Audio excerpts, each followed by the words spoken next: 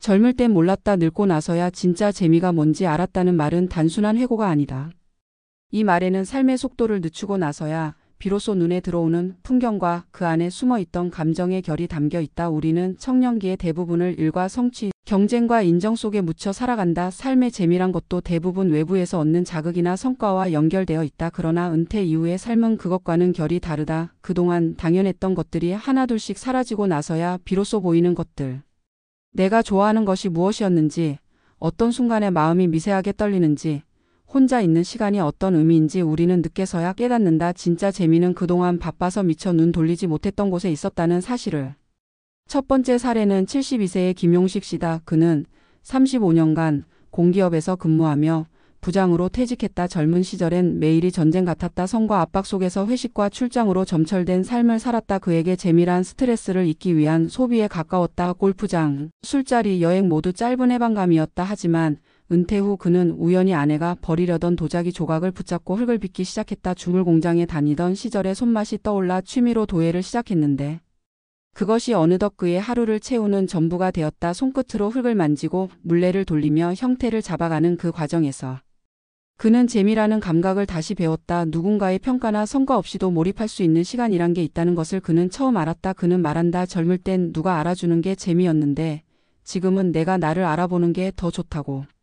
두 번째 사례는 68세의 박정희 씨다. 40년 가까이 초등학교 교사로 일하다 정년 퇴직한 그녀는 처음 몇 개월간 공허함과 불안에 시달렸다. 아침에 일어날 이유도 하루를 어떻게 써야 할지도 몰랐기 때문이다. 그러던 어느 날 동네 도서관에서 동화 낭독 자원봉사 모집 공고를 보게 되었고 아무 기대 없이 시작했다. 처음엔 떨리고 어색했지만 아이들이 그녀의 목소리에 집중하는 걸 보면서 점차 그 시간이 기다려지기 시작했다. 그녀는 매주 목요일마다 도서관에서 동화를 읽고 아이들과 감상문을 나눈다. 재미란 게 꼭 새로운 자극에서 오는 게 아니란 걸, 오히려 반복되는 일상 안에서 진심을 다해 누군가와 마주할 때 느껴지는 따뜻함이 더 깊다는 걸 그녀는 몸으로 체득했다. 그녀는 이렇게 말한다. 예전엔 여행 가는 날만 기다렸는데 지금은 목요일이 제일 설레요. 아이들 눈빛 덕분에요. 세 번째 사례는 70세의 이남호 씨다. 그는 중소기업을 운영하다 은퇴 후 큰 허탈감에 빠졌던 사람이다. 한때 수십 명을 이끌던 대표였지만 이제는 아무도 그에게 전화를 걸지 않았다. 집에 있는 시간이 늘면서 가족과의 거리도 실감하게 되었고 한동안 우울증 초기 증상도 겪었다. 그러던 중 그는 아내의 권유로 동네 문화센터에서 사진 기초반에 등록하게 되었다. 처음엔 스마트폰 카메라부터 배우며 창피하다는 생각도 들었지만 어느 순간부터 동네의 골목, 시장, 나무, 구름 같은 것들이 눈에 들어오기 시작했다. 그는 매일 아침 걷기를 하며 사진을 찍고 이를 SNS에 올리며 사람들과 소통한다. 사람들의 댓글, 동네 주민들의 반응 하나하나가 그의 삶에 활력을 불어넣는다. 그는 사진을 통해 세상을 다시 보기 시작했고 그 안에서 진짜 재미가 무엇인지 깨달았다고 말한다. 그는 말한다. 옛날엔 일이 세상을 보는 창이었다면 지금은 사진이 내 눈을 열어준다며 이 재미를 몰랐으면 큰일 날 뻔했다고 웃는다. 이 세 가지 사례는 하나의 공통된 흐름을 말해준다. 젊을 때의 재미는 속도와 성과에서 오지만 나이 들어 찾게 되는 재미는 깊이와 연결에서 비롯된다는 점이다. 빠르게 소비하고 잊히는 자극보다도 천천히 쌓이고 스며드는 즐거움이야말로 삶의 뿌리 같은 재미다. 우리는 은퇴 이후에야 비로소 내가 좋아했던 것, 내가 놓치고 있던 것, 내가 누구와 함께 있고 싶은지를 스스로에게 묻기 시작한다. 그 물음 끝에서 찾아낸 취미나 관계 혹은 일상의 루틴은 우리 삶의 이전과는 다른 결을 더한다.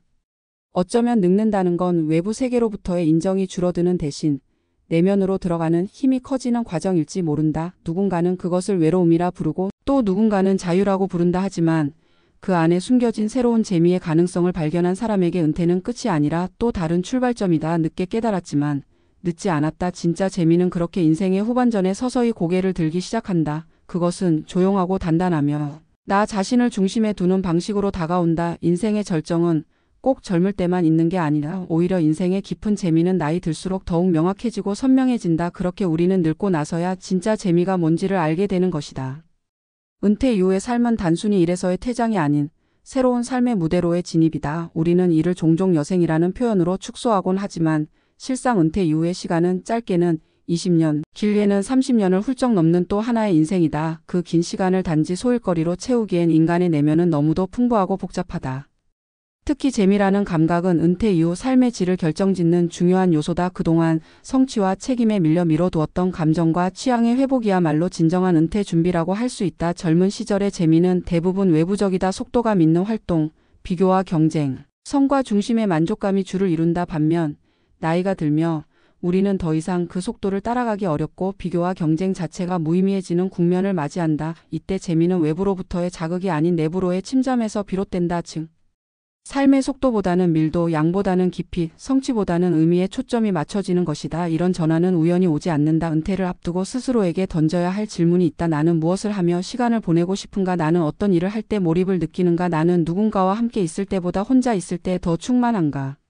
아니면 반대인가? 이런 자기 탐색의 질문은 지금까지의 삶에서 놓쳐온 진짜 재미를 되찾는 과정이다. 특히 이 전환점에서 주목할 개념은 능동적 여가다. 단순히 시간을 소비하는 여가가 아니라 자기 주도적으로 선택하고 몰입하며 의미를 생산하는 여가 활동이다. 능동적 여가는 단순히 노년의 무료함을 덜어주는 차원을 넘어 자존감과 사회적 관계, 심리적 안정성에 직결된다. 예를 들어 손으로 무언가를 만드는 활동은 자기 효능감을 높이고 사람들과의 취미 모임은 고립을 완화하며 낭독이나 글쓰기 같은 표현 활동은 감정 정화를 돕는다. 이 모든 활동의 공통점은 재미를 기반으로 한다.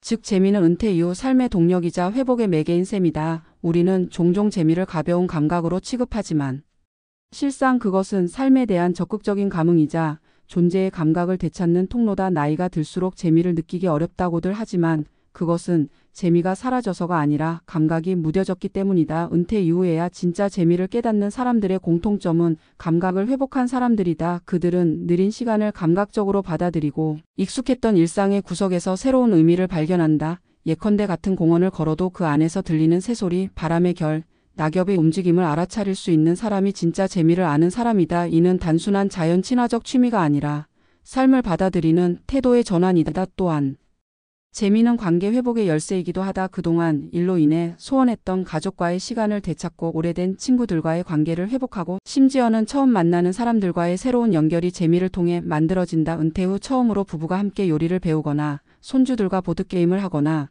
마을 공동체에서 텃밭을 가꾸는 일이 단지 시간을 채우는 일이 아니라 서로에 대한 이해를 넓히고 정서적 친밀감을 높이는 계기가 되는 것이다. 이러한 경험들은 삶의 만족도를 끌어올리는 중요한 감정 자산이 된다. 특히 재미는 건강과도 밀접한 연관이 있다. 뇌 과학 연구에 따르면 몰입을 유도하는 활동은 뇌를 활성화시키고 스트레스를 완화하는 효과가 있다. 노년기의 우울감은 역할 상실감에서 비롯되기도 하지만 삶에서의 기대감 부재가 원인이 되기도 한다. 반면 무언가 재미있는 일이 기다리고 있다는 기대감은 삶에 활력을 부여하고 일상의 질서를 만들어낸다. 이는 은퇴 이후 건강관리에도 긍정적인 영향을 미친다. 꾸준히 재미를 느끼는 사람은 그렇지 않은 사람에 비해 활동량이 많고 사회적 관계가 넓으며 질병 발생률도 낮다는 연구 결과가 있다. 결국 은퇴 이후의 재미란 단지 즐거움의 차원이 아니라 존재의 의미를 다시 발견하고 건강한 삶을 설계하는 핵심 요소인 셈이다. 하지만 문제는 많은 사람들이 은퇴 이후에도 여전히 재미를 소비의 대상으로 인식한다는 점이다. 돈을 써야 재미있고 멀리 가야 새로운 것이며 남의 시선을 받을 만한 활동이 가치 있다고 여긴다. 그러나 진짜 재미는 비용이 아닌 관심에서 비롯된다. 스스로에게 묻고 시간을 들이고 느리게 감각할 수 있는 태도가 필요한 것이다. 예를 들어 매일 같은 시간에 나무 한 그루를 관찰하고 변화의 흔적을 기록하는 것도 훌륭한 재미다. 직접 채소를 길러 식탁에 올리거나 오래된 가족 앨범을 정리하며 글로 남기는 일도 의미 있는 활동이다. 이런 작은 활동들은 내가 살아있다는 감각을 회복시켜준다. 이처럼 재미는 소비가 아니라 창조다. 자신만의 리듬과 관심으로 삶을 재구성하는 창조적 행위이며 이는 나이와 상관없이 누구나 시작할 수 있다. 전문가의 입장에서 볼 때 은퇴 이후에 진짜 재미를 발견한 사람은 몇 가지 특징이 있다. 첫째, 일상에서 감각을 회복한 사람. 둘째, 외부의 평가보다 자신의 감정을 우선시하는 사람. 셋째, 반복되는 활동 속에서 깊이를 추구하는 사람이다. 이들은 공통적으로 은퇴를 삶의 끝이 아닌 확장으로 받아들이고 자신만의 새로운 루틴을 만든다. 여기서 루틴은 권태의 반복이 아니라 재미의 리듬이 된다. 결국 은퇴 후 진짜 재미를 아는 삶은 새로운 목적을 갖는 삶이다. 그것은 더 이상 누군가의 시선을 의식하지 않고 나 자신을 중심에 두는 방식으로 살아가는 삶이다. 시간은 줄어들었지만 마음은 넓어지고 속도는 느려졌지만 깊이는 깊어졌다. 이 전환을 통해 우리는 비로소 사는 재미를 온전히 이해하게 된다. 늙어서야 깨달은 이 재미는 결코 늦은 깨달음이 아니다. 오히려 마침내 도달한 삶의 중심이고 가장 인간적인 기쁨이다. 인생의 후반전에 이르러 삶을 처음부터 다시 발견하는 이 과정은 은퇴 이후를 남은 삶이 아닌 새로운 삶으로 바꾸는 가장 강력한 동력이다. 진짜 재미는 이제부터다. 그리고 그 재미는 당신 안에 이미 준비되어 있다. 다만 이제는 느리고 조용한 걸음으로 그 재미를 만나러 가는 길만 남았을 뿐이다.